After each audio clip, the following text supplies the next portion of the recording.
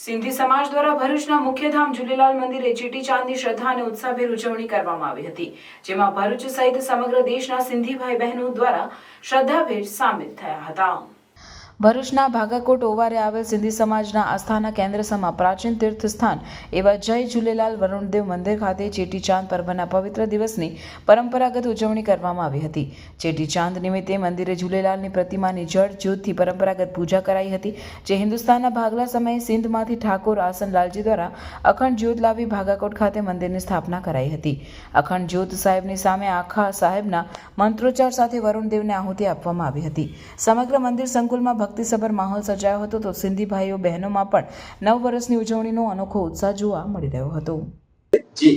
આયો લાલ સબઈ ચો ઝૂલે।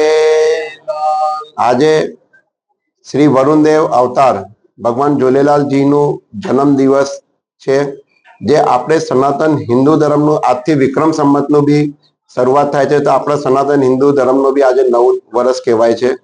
અમે ઝૂલેલાલ ભગવાનના જન્મદિવસ એટલે ચેટીચંદ તરીકે સિંધી સમાજ ઉજવે છે।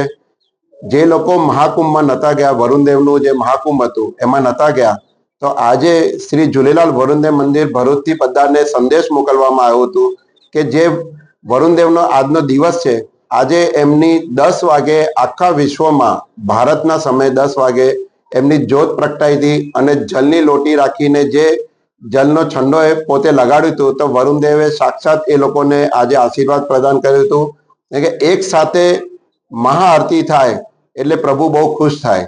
તો એ પ્રભુના આશીર્વાદ આજે દરેક સમાજના લોકોને મળ્યું છે। સનાતન હિન્દુ ધર્મે આજે આ યજ્ઞમાં સામેલ થયા છે, એના માટે હું બધાને ખૂબ ખૂબ અભિનંદન આપું છું। ચેટીચંદ એ અમારું ઝૂલેલાલ ભગવાનનું જે હવન કહેવાય છે, પૂજ્ય બહેરાણો સાહેબ, એ આજે અમે સવારે અહીંયા કરે છે ઝૂલેલાલ વરુણદેવ મંદિરમાં, અને દરેક શહેરના વિશ્વમાં બધી જગ્યાએ આજે એમનું આ પૂજ્ય બહેરાણા સાહેબ રૂપમાં હવન રૂપી પૂજા અર્ચના થતી હોય છે। એમનું પૂજ્ય બહેરાણા સાહેબ એટલે આપણે અન્ન હોય છે, એ મીઠા ભાત અને ચણાનું અમે આહુતિ આપીએ છીએ, જેવી રીતે અગ્નિમાં આપણે હવનકુંડમાં આહુતિ આપીએ છીએ, એવા મંત્ર કરીને અમે એમને આહુતિ આપીએ છીએ અને પછી એ જલમાં નદી કે તળાવમાં આપણે વિસર્જન કરીએ છીએ। તો એ વરુણદેવ કહી ગયા હતા કે હું જલનો દેવ છું, તો જલના જીવ મારા જે અન્ન નથી ખાઈ શકતા, એ જે જલના અન્ન ખાશે તો હું તમને તે વખતે જ આશીર્વાદ આપીશ। એટલે અમે એમની જે પૂજા અર્ચના છે, જે વર્ષોથી અમે કરતા આવ્યા છે, તે આ વર્ષે બી સમસ્ત ભારતમાં વિશ્વમાં આજે આરતી થઈ રહી છે અને આ પૂજા અર્ચના થઈ રહી છે। આપણા ઝૂલેલાલ મંદિરનું અનેરું મહત્વ છે, શું છે મહત્વ અને શું કહેશો? આજે ઝૂલેલાલ ભગવાન જ્યારે અંતર્ધ્યાન થયા હતા, ત્યારે એમના જે બાળક તરીકે એમને સંત પોગુરદેવને ઘોષિત કર્યો હતો અને 18 શક્તિઓથી એમને ઘોષિત કર્યા હતા અને ઠાકુર વંશનું અમને ગાદી આપી હતી। એ ઠાકુર વંશની જે ગાદી છે 1020 વિક્રમ સંવતથી ચાલતી આવી છે। એ પરંપરાગત જે અમારે ત્યાં એમને જ્યોતની સ્થાપના કરાઈ હતી।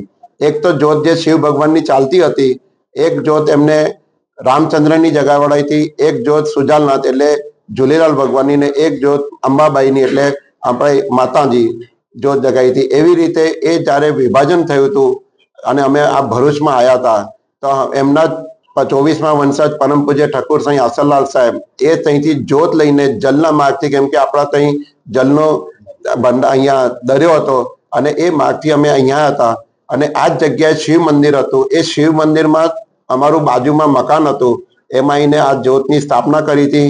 આજે બી એ જ શિવ મંદિરમાં જે શિવની જ્યોત ચાલે છે, હજુ ચાલે છે અને અહીંયા જ્યારે પૂજા કરતા હતા તો એમને આવામ થયો કે મારું અહીંયા સ્થાન બનાય।